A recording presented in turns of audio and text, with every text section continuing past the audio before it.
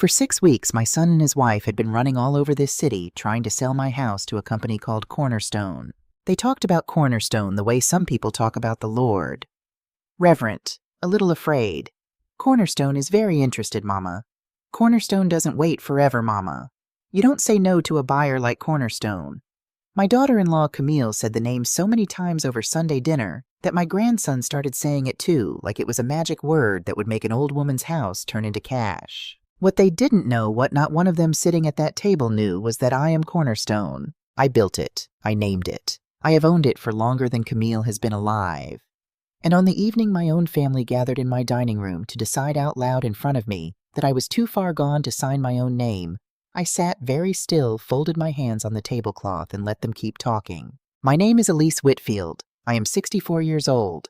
I taught 3rd grade for 38 years at Beulah Rucker Elementary, and I have learned exactly one thing that never failed me. People will tell you everything you need to know about them if you are patient enough to be underestimated. So I was patient. I let them think the trembling in my hand when I poured the tea was the same trembling that would show up on a signature line.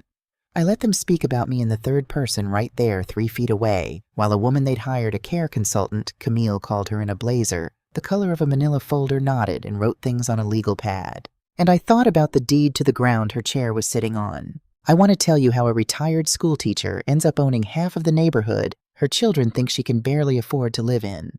I want to tell you what it feels like to be looked through by the boy you raised. And I want to tell you about the night everything I'd kept quiet for 40 years finally quietly came due. But first you have to see me the way they saw me, because that's the whole trick of it. That's the part they never once questioned. Here is Elise Whitfield as far as the world is concerned. A little old lady in the gray cardigan with a tissue tucked in the sleeve. Lives alone in the same modest house on Delcourt Street she's lived in for decades. You know the type, the porch that needs paint, the screen door that sighs when it closes. Retired on a teacher's pension, which everyone agrees is a shame because Lord knows they don't pay teachers what they're worth. Sweet woman. Slow now. Forgets things. That last part was the useful one. Camille had a voice she used only for me. She'd drop it half an octave and slow it way, way down, spacing the words out like she was laying bricks. Mama, do you want the green beans? As if 64 years had happened to my ears instead of the rest of me. The first time she did it years ago, I looked at her a good long moment and then said, "Yes, thank you, sweetheart," in exactly the same tempo, and watched it sail right over her head. She thought I was agreeing with her about myself. They made decisions in front of me the way you'd talk over a sleeping dog. Where I'd spend Thanksgiving decided. Which doctor I'd see about my memory decided. Whether I still ought to be driving that old Buick decided. And then Reggie quietly took my keys off the hook by the door. Just to get the oil changed. And it was 4 months before I mentioned I'd noticed, and by then he'd forgotten he ever took them and got flustered and gave them back. I hadn't needed the car. I have a driver now, though, that's getting ahead of the story. I mentioned the keys because I wanted to see his face. I like to check now and then whether my son can still be ashamed. It was a good sign that he could. My grandson Trey is 16. He's not cruel, just soft in the way boys are when nobody's asked anything of them yet. He films things. At the last family dinner, he propped his phone against the sugar bowl and got video of me squinting at my own cell phone, turning it over, holding it too far from my face. Grandma can't even work her phone, bruh. And I heard the little ones laughing at it later in the den. I could work the phone fine. I keep 3 of them. 1 is for the family. On that one, I am slow and I lose contacts and I call Reggie by accident at odd hours and apologize. The other 2 do rather more. I want to be fair to my son because a mother has to try. Reggie isn't a bad man. He's a frightened one, which is worse to watch and easier to forgive. His business, he flipped houses of all things, took out loans against loans in the good years, and did well enough to buy Camille the kitchen. She wanted that business went under last spring, and it's been sinking ever since in a way he can't say out loud. I know the shape of a man drowning. My own father had it. You learn to read the particular brightness that comes over a person right before they do something they'll be ashamed of. Camille is the one who does the arithmetic in that house now, and she's good at it, and she has decided the arithmetic ends at my front door. I heard them once. This was maybe a month before the dinner with the care consultant. They'd come by to check on me. Camille had started saying that check on you like I was milk that might have turned, and I'd gone to the kitchen to fix a plate, and they stayed in the front room, and they forgot the thing. Every young person forgets that a house you grew up in carries sound. Delcourt Street houses were built with heat vents that run straight up the walls, and Walter used to say you could stand in the kitchen and hear a mouse change its mind in the attic. "She's just sitting on it," Camille said. Low, not whispering she didn't think she needed to whisper. "This whole house paid off and she's just sitting on it while we go under. It's selfish, Reggie, when you actually think about it. It's selfish. And my son, my Reginald, who I taught to tie his shoes on the back step, who cried in my lap when he was 7, because a boy at school said his daddy fixed other people's lights and couldn't afford his own, and I held him and said, 'Baby, your daddy keeps the whole street lit, and don't you ever be ashamed of a man who keeps the lights on.' My son was quiet for a moment, and then he said, 'I know. We just have to handle it right so she doesn't fight us on it.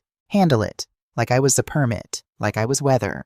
I stood in my own kitchen with a plate of pound cake in my hand, and I did not make a sound.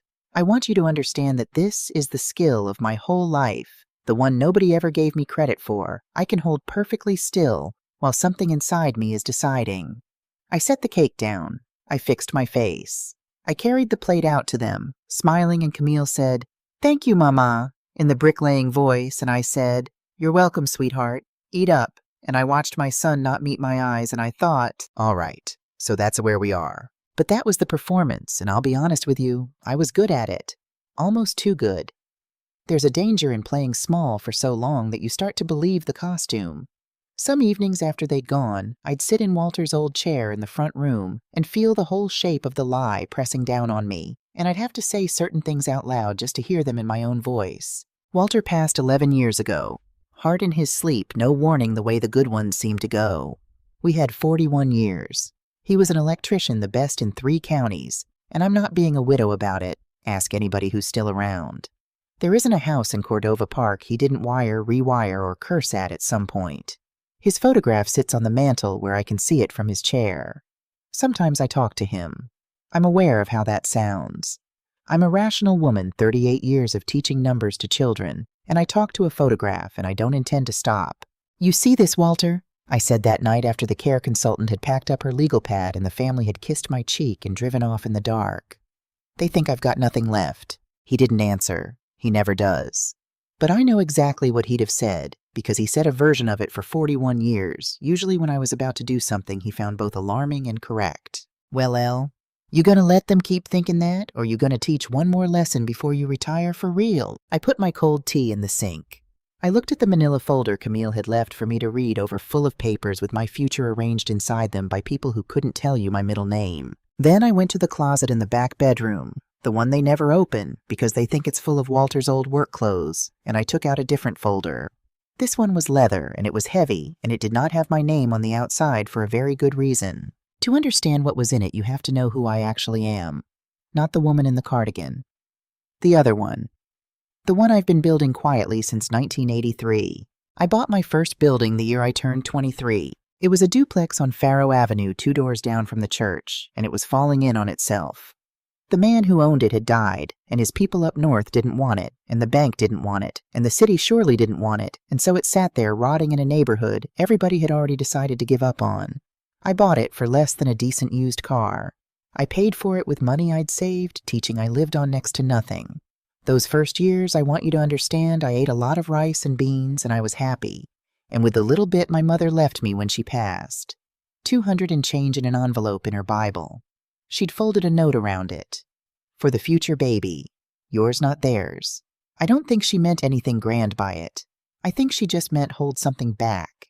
Keep something that's yours. I held it back for 40 years. You have to understand what was happening to Cordova Park in those days, because the whole rest of the story grows out of it like a root.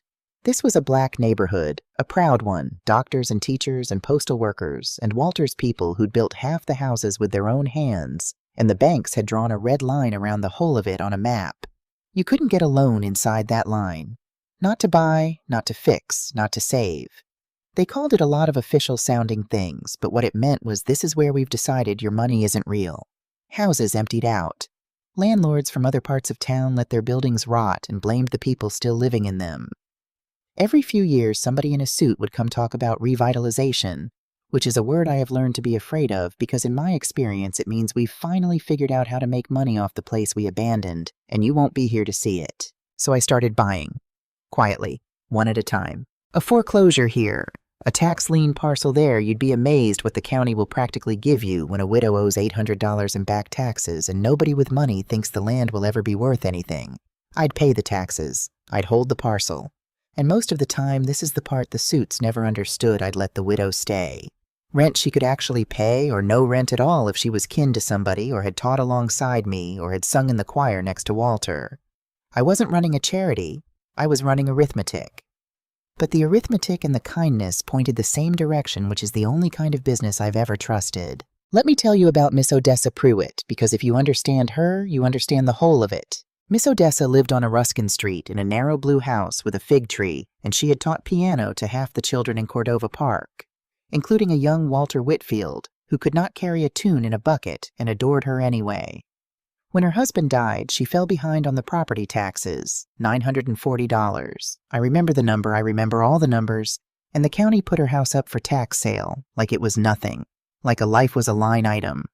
A man from out by the interstate meant to buy it at auction, tear out the fig tree, and rent the place by the room to whoever couldn't do better. I went down to that auction in my church coat with a cashier's check, and I outbid him by $40, and he looked at me the way men like that look at women like me, as though I'd wandered in by mistake, and then he left and I owned Miss Odessa's house. She cried when I told her.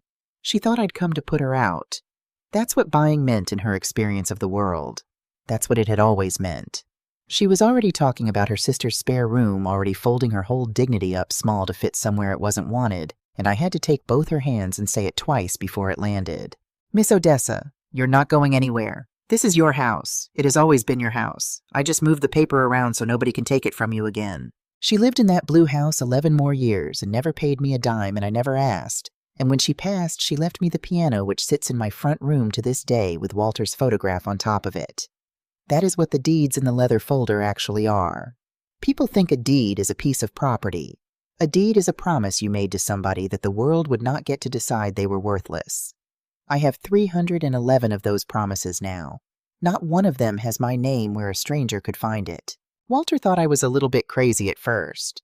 Then he thought I was a lot crazy. Then somewhere around the 4th building, it was Miss Odessa's, in fact, that turned him. He started coming home from his jobs with news the Pittman place is going up for tax sale. I heard it at the supply house, and after that he was in it with me all the way to the end. He did the wiring, I did the numbers. We never told a soul how many we had, and there was a specific reason for that. And here it is, because it's the reason for everything that comes later. The moment people know you have something, they start deciding how they're going to get it. Not all of them, but enough. I watched it happen to good families my whole life. The aunt who did well, and suddenly had 40 relatives who loved her. The deacon who came into a little money and got eaten alive by his own children before the casket was cold. Money doesn't make people show their true face. Money invites the face they were always going to have if the stakes ever got high enough. So Walter and I made a decision young and kept it. We would look exactly as poor as everyone assumed we were. We would drive old cars and wear old coats and let the porch need paint. And underneath that, we would build something that could not be taken not by the banks, not by the suits, and though we didn't say this part out loud until much later, not by our own. By the time Walter died, we owned 41 properties. I kept buying after. It steadied me. Grief and arithmetic, it turns out, sit well together at a kitchen table at 3 in the morning. Somewhere along the way, it stopped being a shoebox of deeds and became a real thing with a real name. I called it Cornerstone Community Holdings because Walter used to say the cornerstone is the one you lay first and never see again. Once the wall goes up, it holds the weight and takes none of the credit. That was the two of us to the letter. I put the whole of it into a trust so that it couldn't be picked apart by anyone, and I put a good man out front as the public face of it, Andre Sinclair, who I taught to read in the 3rd grade when his mother was working nights, and who grew up to have a mind like a bank vault and a heart he keeps well hidden, same as his teacher. Andre signs the papers. Andre shakes the hands. Andre goes to the meetings in the good suit. The city believes Andre Sinclair is Cornerstone. Andre works for me. Today, Cornerstone owns a little more than half of Cordova Park. When the developers finally came, and they came. Oh, they came the way I always knew they would, with their renderings and their coffee bars and their revitalization. They found that they could not so much as break ground without sitting down across a table from us. From a company they couldn't quite see the top of. It is worth on paper a number I'm not going to say out loud, because saying it out loud is the exact thing I've spent 40 years not doing. It's enough. It's a great deal more than enough. It's enough that if my son knew, he would not be trying to sell my house. He would be trying to become my heir. There's one more thing in the leather folder I want you to know about because it matters later and because it's the closest thing to a soft spot I've got. My granddaughter Nia is 19.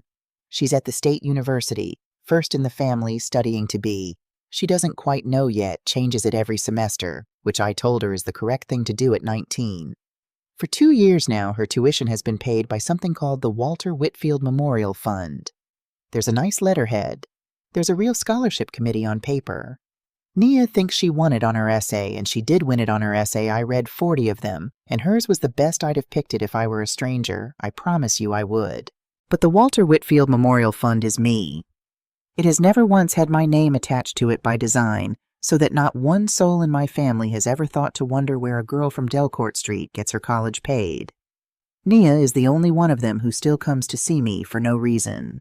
Just shows up on a Saturday with 2 coffees and sits on the porch and tells me things. She doesn't want anything. That's how I know what she's worth. I closed the leather folder. On the kitchen table, the manila one still sat where Camille left it with my whole future filed neatly inside by people who had decided I was finished. I'll tell you the truth. I wasn't angry yet. Not that night. That night I was something colder and steadier than angry. I was a schoolteacher again, 30 years deep, watching a bright child make a choice. I'd warned him about knowing I couldn't stop the lesson from landing. Only choose how hard. All right, Walter, I said to the photograph on the mantel. One more. Then I picked up the second phone, not the family phone, the other one, and I called Andre Sinclair at an hour when only family in trouble call, and when he answered wide awake because he's always wide awake. I said the words I had not said in 11 years. Andre, it's Miss Elise. I need to come in. It's time to open the file on my own house. There was a silence on the line. Then Andre, 46 years old, mind, like a vault, said the thing his 3rd grade teacher taught him to say when he finally understood a hard problem. Yes, ma'am. I'm ready when you are. You already know how that night ended. I told you at the start. The leather folder, the photograph. The phone call to Andre at an hour when only family in trouble call. Now let me take you back inside that dining room. Because before I could do a single thing about it, I had to sit at my own table and let them show me all the way down to the bottom exactly who they'd become. It was supposed to be my birthday. I want you to hold on to that because they let me believe it right up until the plates were cleared. Camille had called on the Tuesday in her good voice, the one without the bricks in it, and said, Mama, we want to come do something nice for your birthday. Just family let me cook for once. And God forgive me, I was glad. That's the part I'm most ashamed of looking back. 64 years old, 300 deeds in a folder in the back room, and my foolish heart still lifted like a girl's, because my son's wife said the word family and made it sound like she meant it. I made a sweet potato pie anyway. You can't help how you were raised. They came at 6. Reggie kissed my cheek and wouldn't quite look at me. I'd learned to read that by then, the not looking. Trey mumbled a happy birthday into his phone. Camille swept in with a store-bought cake and a card, and behind them last through the door came a woman I didn't know. Blazer the color of a manila folder. A leather portfolio under her arm. This is Ms. Fenwick, Camille said. She's a care consultant. She's just here to help us all have a good conversation. A care consultant. At my birthday dinner. Nobody had asked me. I reached into the pocket of my cardigan, slow the way an old woman reaches for a tissue, and I pressed the button on the second phone I keep in there, the one that isn't for family, and I let it listen. If they'd driven all this way to say what I suspected they'd come to say, I meant to keep every word of it somewhere it couldn't be taken back. 40 years of dealing with the county teaches you that much get it in a form you can play back later. We sat. Ms. Fenwick took out a legal pad. And I understood the way you understand a storm when the light goes green that there wasn't going to be any cake. There was a card, though. I'll tell you about the card because I have thought about it more than I've thought about the forged petition, and I couldn't tell you exactly why. Camille had brought a birthday card. Store-bought glittery, the kind with a foil balloon on the front, and a special lady on her day in gold script. She slid it across before any of the papers, and for one warm, foolish second I thought, CL, you were wrong about them. I opened it. Inside above the printed verse, someone Camille in her round, careful hand had written, Happy Birthday. That was all. Not Mama, not Love, not a name signed under it. Just the 2 words the card had practically already said added like a receipt somebody initialed to prove they'd been there. No one had signed it. Not Reggie, not the grandchildren. A birthday card for a special lady on her day, and not one of the 4 people at my table had put their name inside it. I set it up on the table open the way you do, and it stood there the whole evening like a little foil headstone while they explained why I couldn't be trusted with my own life. I kept catching sight of it. Happy birthday. 2 words and a foil balloon, and behind it sliding out one after another the papers that were the real gift they'd driven over to give me. My granddaughter Nia was there too. I hadn't known she was coming. She'd driven 3 hours from school, and she sat down next to me and squeezed my hand under the table, and I thought that was just Nia being Nia. I didn't yet know she'd been summoned. I didn't yet know she'd said yes only because she was worried about me. Camille did the talking. She'd clearly practiced. She started soft how much they loved me, how worried they all were, how the house was so much for one person, how the stairs weren't safe, how my forgetfulness had them all up at night. She used the word safe the way a magician uses his other hand. Every time she said safe, a piece of paper slid across my tablecloth. The first was a real estate listing agreement. My house, my Delcourt Street house with a price on it and a line for my signature, and at the top in bold the name of the buyer already lined up Cornerstone Community Holdings. I looked at my own company's name on a paper, proposing to buy my own house out from under me, and I'll tell you, if I hadn't spent 40 years learning to hold still, I might have laughed until I wept. Instead, I said mild as milk Cornerstone. Now who are they? They're a very serious buyer, Mama, Camille said in the brick voice, now laying it down slow. They're the ones revitalizing the whole neighborhood. We're lucky they're even interested. Revitalizing. There was that word again. From my own daughter-in-law's mouth about my own neighborhood using my own money to move me out of my own house. I have never in my life been closer to the pure black comedy at the center of things. The second paper slid across. This one was a power of attorney. Just so someone can help you with the paperwork, Camille said.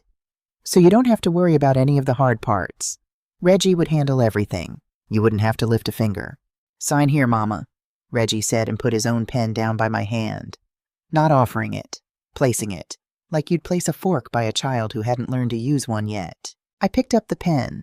I want to be honest with you. I picked it up.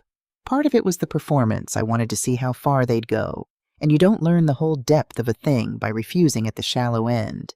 And part of it, I'll confess, was something older and sadder. For one long second, holding my son's pen over my son's paper, I felt the pull of just doing it, of being the small, safe, grateful old woman they needed me to be, so they'd love me the easy way, so there'd be no more storm. Then the third paper slid out from under the portfolio, and Ms. Fenwick, the care consultant, said in a voice trained to sound gentle, "And this is just the physician's petition for the capacity evaluation. We'll want that on file. It's already been started, so." It's already been started. I set the pen down, and I picked up that third paper, and I read it. A petition to the court to evaluate whether Elise Whitfield was competent to manage her own affairs. Standard enough, except it was already signed. On the line that said petitioner in a hand that was doing its best to look like mine, and getting it wrong in the loop of the E, the way only a person who is not you can get it wrong, was my signature. I had not signed it. I had never seen it before in my life. The table had gone quiet. They were watching me read it.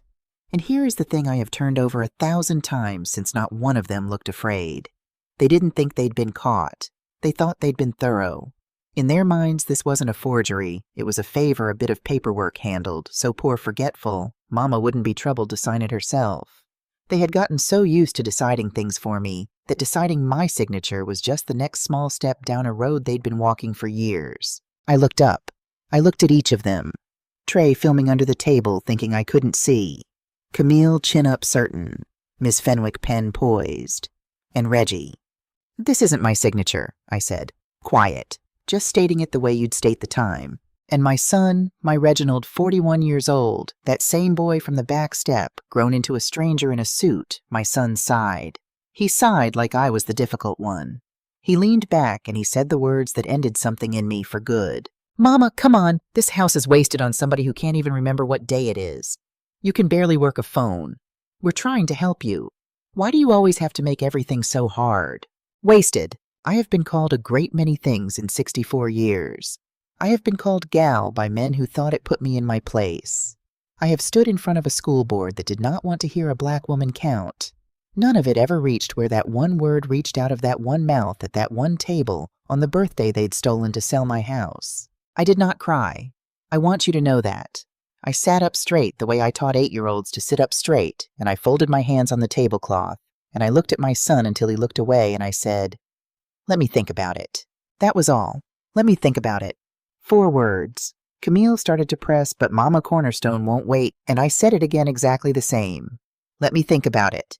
And something in the flatness of it made even her stop.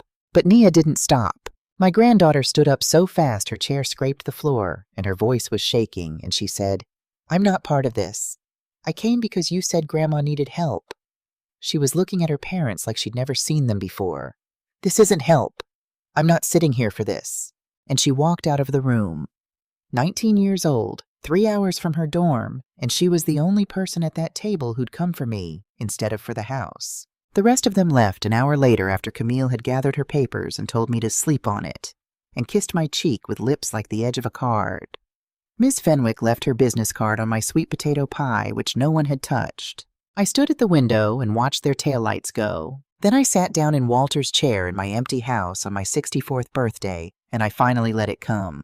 Not for the money, I want to be clear, never once for the money. I cried because the boy who cried in my lap over his daddy's honor had just called his mother wasted and meant it as kindness. I cried because I had made him. Somewhere in 41 years of loving him, I had helped raise a man who could forge his mother's name and call it care. I don't know how long I sat there. When I was done dried out and level and cold and clear the way the sky is after a real storm passes through. My phone rang while I was still in Walter's chair. Not the family phone. My cell, the one Nia has the number to. It was near 10 o'clock. "Grandma?" Her voice was small and careful the way it gets when she's already been crying and doesn't want you to know. "I'm sorry. I'm so sorry I didn't know that's what tonight was. They told me you needed help getting around the house. They told me you'd been falling. I never would have, Grandma. Are you okay?" "I'm all right, baby." "You're not, though." A wet little laugh.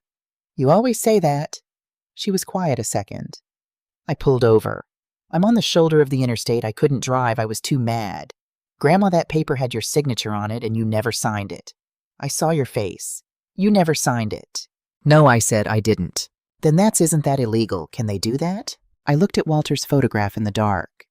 "Nia," I said, "listen to me. I need you to do one thing for your grandmother, and then I need you to go back to school and let me handle the rest. Can you do that?" "Anything. Don't tell them we talked. Don't tell them anything. Not what you saw, not what you think. Let them believe you're just a girl who got upset and drove home. You stay clean out of it all the way.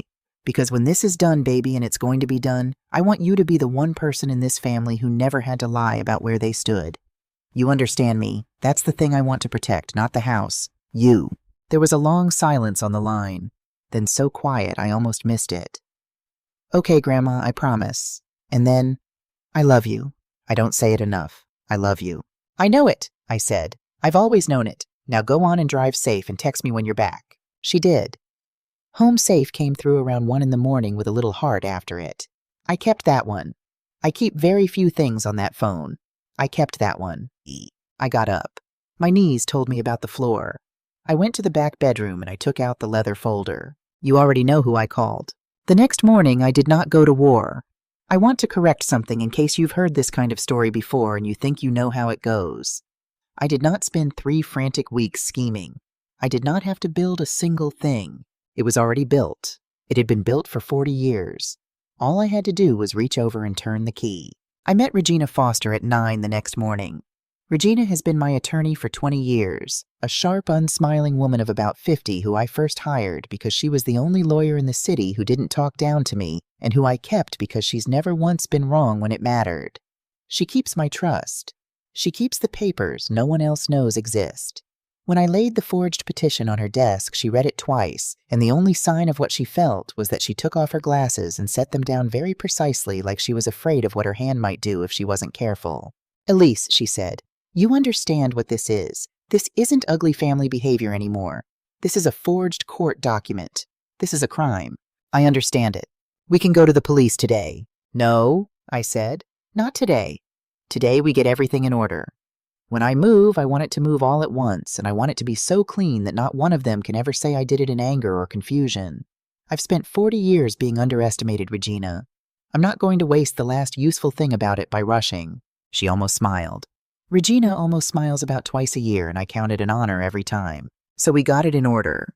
And getting it in order is the part I want you to see, because this is where two lives ran side by side, down toward the same wall, and only one of us knew the wall was there. On my side of it, quiet, careful, unhurried. Regina and I updated the trust. We got a real capacity evaluation, a proper one from a proper doctor on a proper day with Regina and Loretta as witnesses, because I knew what was coming, and I meant to be armored against it. I passed it, of course. The doctor, a kind young man, said he wished his own memory were half as good, and I told him to eat his fish and keep his cholesterol down, and he laughed like I was somebody's grandmother, which I am. I went to see Andre at the Cornerstone office downtown. The real office, the one with my company's name on glass 12 floors up the office. My family had been phoning and emailing and revering for 6 weeks, without ever once suspecting the woman they were trying to declare incompetent had signed the lease on it. Andre had the whole file ready. Every property, every parcel, every promise. And sitting on top, thin and quiet, and waiting the file on my own house, the one I'd told him to open the night of the dinner. "We move when you say Miss Elise," Andre said. Not a minute before. Loretta Banks, my dearest friend for 30 years, who has known about Cornerstone almost from the beginning, and has kept it the way you keep a friend's secret, which is to say completely and forever, Loretta wanted to march straight over to Camille's house and set the record right with her own mouth. "Let me just tell that woman one thing," she kept saying, and I kept telling her no, and she kept agreeing, and then 20 minutes later, "But Elise, if I could just tell her one thing, that's a friend. A friend is somebody who wants to fight your battles so bad you have to hold her back by the arm." That was my side. Slow, sure, every paper where it belonged. And on the other side of the wall, running right alongside mine, day for day, my family spent those same weeks. The way you spend money you haven't earned yet. I know because they told me. They couldn't help telling me. Camille called more in those 2 weeks than she had in the 2 years before. In the good voice, the no bricks voice, checking on whether I'd had a chance to think. Reggie came by twice, awkward and hearty, moving things around the house. He thought I couldn't lift any more, talking loudly about how much better everything was going to be. They let slip already put a deposit down on a lovely place for me, Bright Haven out by the interstate, not 40 minutes from where Miss Odessa's blue house still stands. They had, Camille mentioned, gone ahead and made some plans with their share, as though the house were already sold, as though the money were already warm in their hands. They had told people. That was the part that told me how sure they were. Camille had told her sister, her book club, her whole shining circle, that they were handling Reggie's mother's estate and coming into some relief at last. When you announce a thing to your book club, you have stopped imagining you could lose it. They were so sure. And watching them be sure from behind my careful old lady face pouring their coffee, agreeing that Bright Haven sounded just lovely, was the strangest feeling I have ever carried. Because I loved them still even then. I want that understood. I was preparing to bring the whole sky down on them, and I still fixed Reggie a plate before he left every time, because he's mine, because I made him. Because a mother's hands do it before her heart can vote. Then Andre called me on a Thursday night, and his voice had dropped low the way it does maybe once a year, and he said, "Miss Elise, are you sitting down? I need you sitting down for this one." I sat. "Go on, Andre. You know I ran your son's paper. All of it the way you taught me, follow every dollar all the way home." I could hear him at his desk papers moving. "Reggie's been borrowing, hard. Betting the whole thing on the house sale he's promised his creditors he'll clear his notes the day it closes. That much you figured, but I kept pulling the thread." He stopped. "Andre, the biggest note he's got. The one that'd sink him if it came due before the sale, call it $110,000 with the penalties. It's held by a lender called Meridian Line Capital." A pause. Miss Elise Meridian Line rolls up 3 turns removed into a holding company, and that holding company is one of ours. It's Cornerstone. Your son borrowed the rope he's hanging on from you, and he doesn't know it, and neither do they. I didn't say anything for a moment. In the dark of my kitchen, I could hear my own clock. "You still there?" Andre asked, gentle now. He's gentle maybe twice a year, and this was one. "I'm here. I can make that note do whatever you want it to do," he said. "Call it early and he's finished by Friday. He loses his house, not yours, his. Or bury it, extend it, and he never feels a thing. Or hold it right where it is quiet till you decide. It's your paper, Miss Elise. It's been your paper the whole time. What do you want me to do with it? And there it was laid in my lap like the pen Reggie had laid by my hand. The power to end my own son with a phone call dressed up as a favor. I knew that feeling. I'd been on the other side of it 4 weeks before at a birthday table watching people who loved money more than me decide my life was theirs to sign away. Nothing, I said. For now, Andre, you do nothing. You hold it right where it is, and you don't let it move an inch without my say-so. Not early, not late. I don't want to catch him with it. I'm not going to do to my child what he tried to do to me. Yes, ma'am, Andre said, and then softer. Can I say something, Miss Elise, not as your director, as the boy you taught to read? Say it. He never had a chance of hiding anything from you. Not one thread. It all comes home to you in the end. Every deed, every dollar, every road out of town. He spent his whole life looking straight past you. A breath. He never once saw there was nowhere to stand that wasn't already your ground. I sat in the dark of my kitchen a long, long time after we hung up. Do you understand what he'd told me? My son drowning had reached out in the dark for a rope to save himself. And the rope was mine. He'd borrowed against a house he was trying to sell to a company he didn't know his mother owned from a lender he didn't know his mother owned to escape a hole he didn't know his mother could see the whole bottom of. Every single thread of the trap he thought he was setting for me ran back in the end through my own 2 hands. Andre was right, and the rightness of it sat on my chest like a stone. All those years of being looked past, and my boy had never learned the one thing that being invisible teaches you, that the person nobody watches is the person who gets to see everything. I didn't feel triumphant. I want to tell you that plainly because the stories that go around always end with the old woman feeling triumphant, and that's not how it sits in the body. I felt the great heavy sadness of a mathematics teacher who has watched a child she loves get every step of the proof wrong, confidently all the way to an answer that was going to cost him everything, and who knows now that the only thing left to teach is the size of the mistake. I looked at Walter on the mantel. It's all mine, Walter, I said. Even his way out. It was mine the whole time. And Walter, who never answers, seemed to answer anyway in the voice I'd married and buried and never stopped hearing. Then, El, the only question left is what kind of teacher you're going to be. The kind who fails him, or the kind who makes the lesson mean something. I turned that over all night. By morning I knew where it had to happen. Not in a lawyer's office with the door shut. Not in a phone call I could be accused of twisting. It had to happen in the one place they'd been trying to drag me toward for 6 weeks, the signing table. The closing. The room where they thought they'd finally at long last get me to sign myself away. I called Regina. Set the closing, I said. Let them come to the table thinking they've won. Let them dress up for it. And Regina, I'll be there. Not on the phone. In the room. Elise, she said, and I heard it the almost smile all the way down the line. In the room is what? I looked at the leather folder on the table. At 40 years of promises with nobody's name on the outside. As myself, I said. Finally, as myself. Here is how you catch people who are certain you let them keep being certain right up until the door opens. Regina sent the word 2 days later on nice letterhead the way these things are done. Ms. Whitfield is prepared to proceed. The closing is scheduled for Friday at 10 a.m. Please bring valid identification. She didn't say I'd agreed to sell. She didn't have to. My family read what they wanted to read, that the old woman had finally been handled, that the stubbornness had worn off that Friday at 10. They'd walk out of a downtown office with a check and a solved problem, and they filled in every blank themselves. That's the thing about people who've decided you're nothing. You barely have to lie to them. They do the lying for you. The office was Cornerstone's own 12th floor glass on 2 sides, the whole grid of Cordova Park laid out below like a thing you could hold in your 2 hands, which as it happens. They arrived at 10 to 10 and they dressed for it. That got me a little when Regina told me after. They dressed up. Reggie in the good suit he got married in let out at the seams. Camille in pearls. Even Trey in a collared shirt, no phone in his hand for once. They dressed for the best day of their year. They were shown into the big conference room, and Andre was already sitting there. Andre Sinclair, the man they'd been calling Cornerstone for 6 weeks in a suit that cost more than Reggie's car, and they shook his hand and called him sir, and thanked him for his patience. And Andre, God love him, thanked them right back and offered them coffee, and never once cracked. At the head of the table there was one chair turned away empty.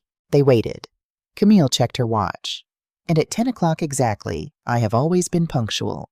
38 years of a school bell will do that to a woman. The door opened and I walked in.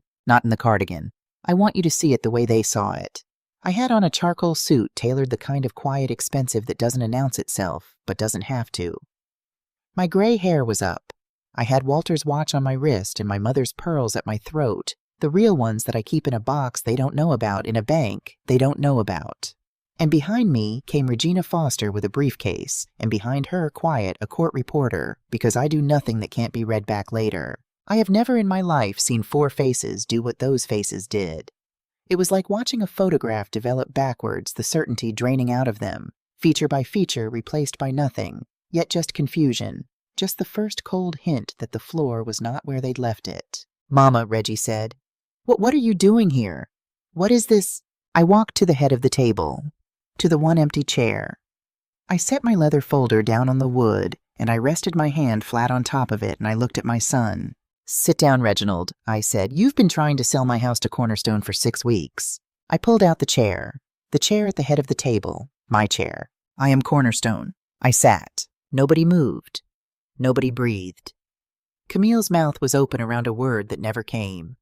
And into that silence, the sweetest, cleanest silence of my whole life, the silence of 40 years finally coming due, all at once I opened the folder. "You'll want to understand," I said, "before you say anything, you'd have to take back exactly how much of your life you've been living on my property without knowing it." I laid the papers out one by one the way Camille had laid hers out at my birthday table. Turnabout. The deeds, a stack of them. The real ones, my name behind the trust behind the company they'd been worshipping. "This building. The one you drove to this morning. Mine." I laid down the next. "Your Bright Haven, the lovely place by the interstate you put a deposit on to store your mother in the company that owns the ground under it, has been in talks to sell to Cornerstone for a year. To me. You've been shopping for my cage from my own front porch and never knew it." Another. "Half the street you grew up on, Reginald.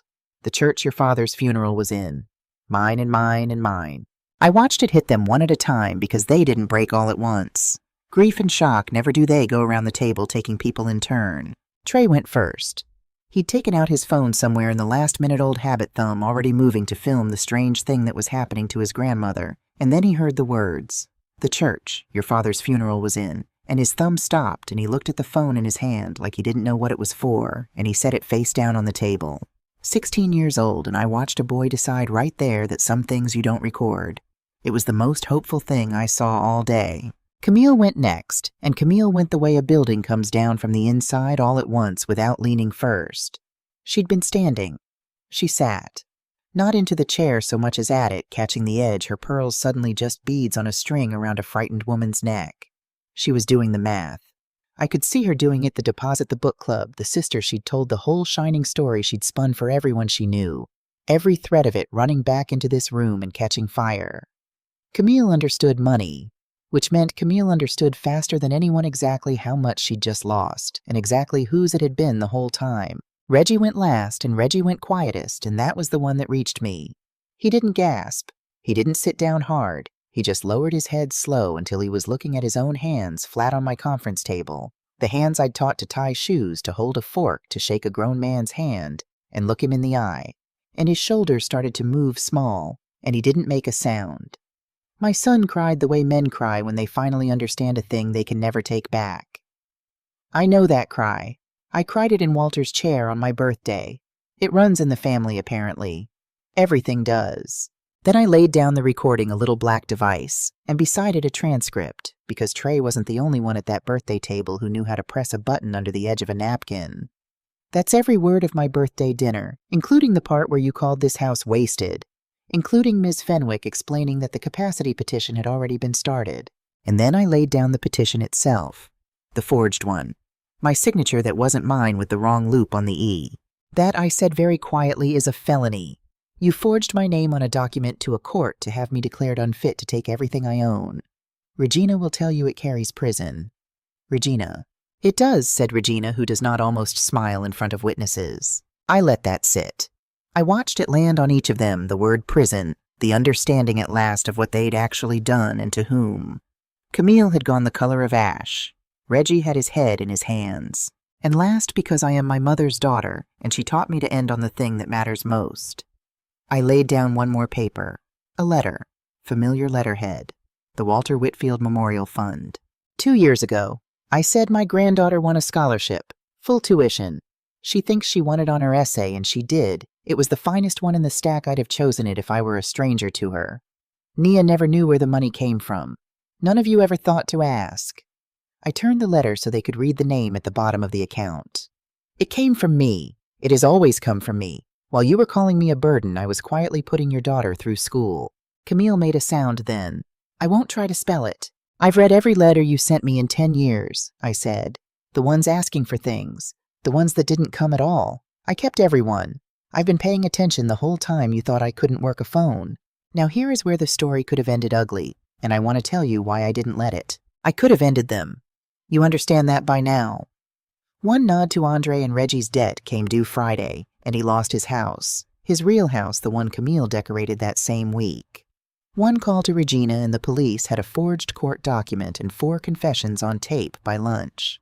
I sat at the head of that table with the power to put my own son in a cell and his wife beside him, and every part of me that had cried in Walter's chair on my birthday wanted to.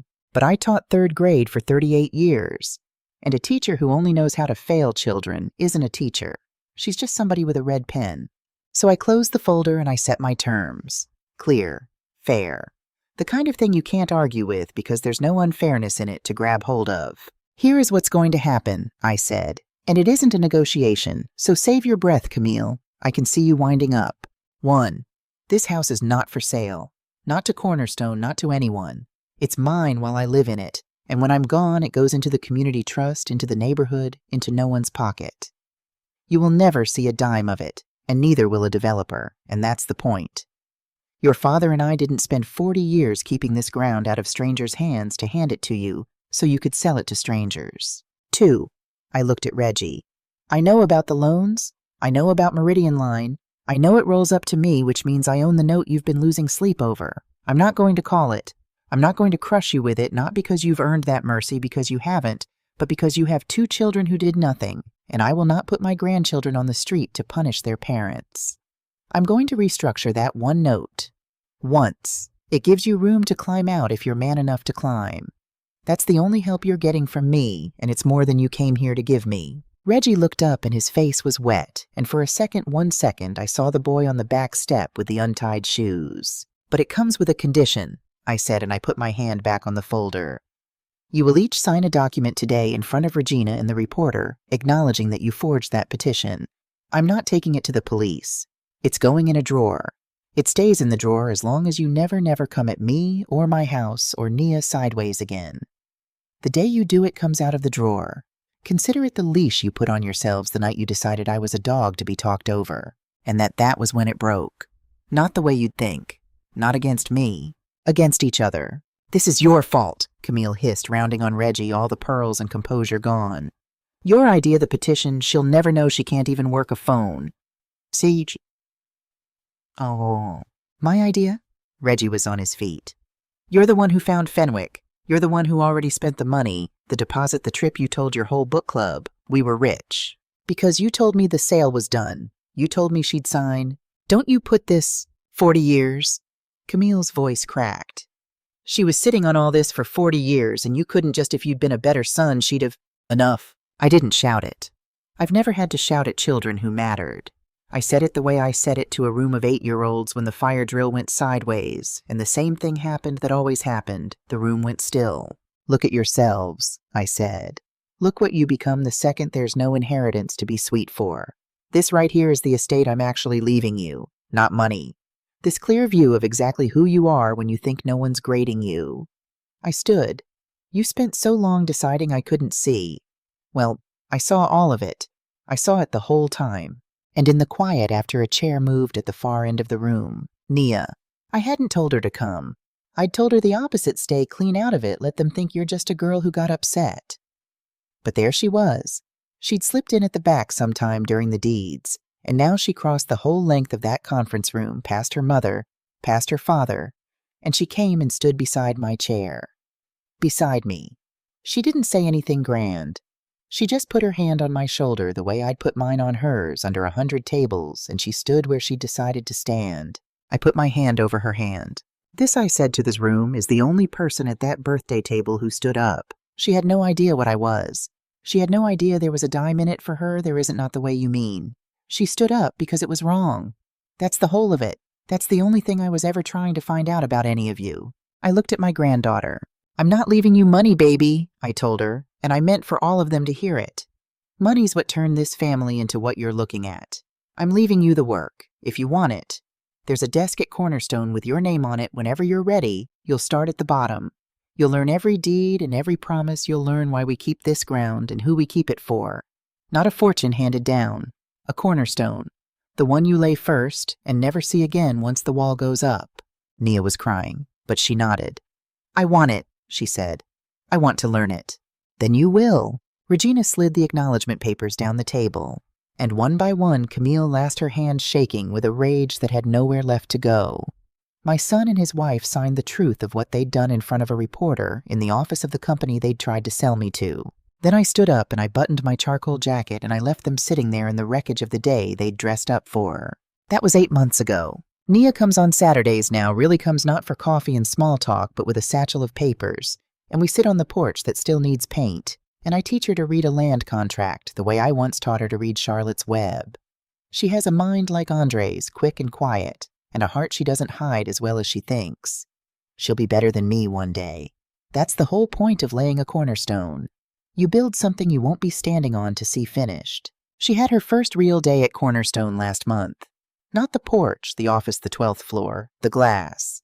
Andre put her at a desk in the back with a stack of files and told her the same thing I once told him at a third-grade table, follow every dollar all the way home. She called me that evening so excited she could barely get the words out. There'd been a woman come in that day, a widow 71, 3 months behind on the taxes on a little house over on Ruskin Street, 2 doors from where the fig tree used to be, and the county had it slated for the tax sale, and a man from out by the interstate meant to buy it and rent it by the room.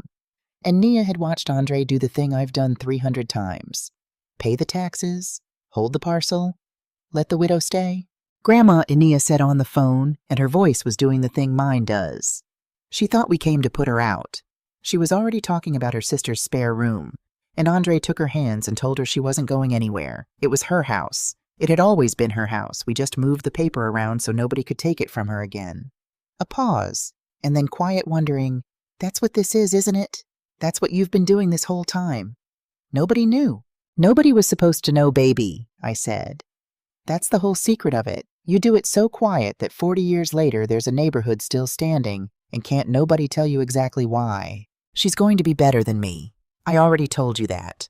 But I didn't know how much I believed it until I heard her cry over a stranger's fig tree on Ruskin Street. Loretta's here most Sundays trying to convince me to take a cruise, and one of these days she's going to win. Miss Odessa's piano is still in the front room. Walter's still on the mantel. I still talk to him. I still don't intend to stop. Reggie calls sometimes. Not for money, he knows better, now knows there's no version of sweet that works on me anymore. Short calls. A little honest, which is new. Last month he said, "Happy anniversary, Mama." It would have been 41 years, wouldn't it? And he remembered the date, and I sat holding the phone a while after, because that's the first thing he's given me in years that didn't have his hand out behind it. I don't know if we come all the way back. Some things you forgive without pretending they didn't happen. Some doors you keep open a crack and no wider. I've made my peace with the crack. Camille, I don't hear from. That's all right, too. People ask me, the few who know the whole of it, whether I feel like I won. I never know how to answer because it isn't the word. I didn't want to win. I wanted to be seen, and by the time I finally made them see me, I'd learned I didn't need them to. That's not a victory. That's just a woman getting free. But I'll tell you the thing I think about on the porch when the light goes gold over a neighborhood that a bank once drew a red line around and walked away from a neighborhood that's still standing, still ours, because one girl kept a folded envelope out of her mother's Bible and held something back. They spent a lifetime looking straight past me. I used that time to buy the very ground beneath their feet.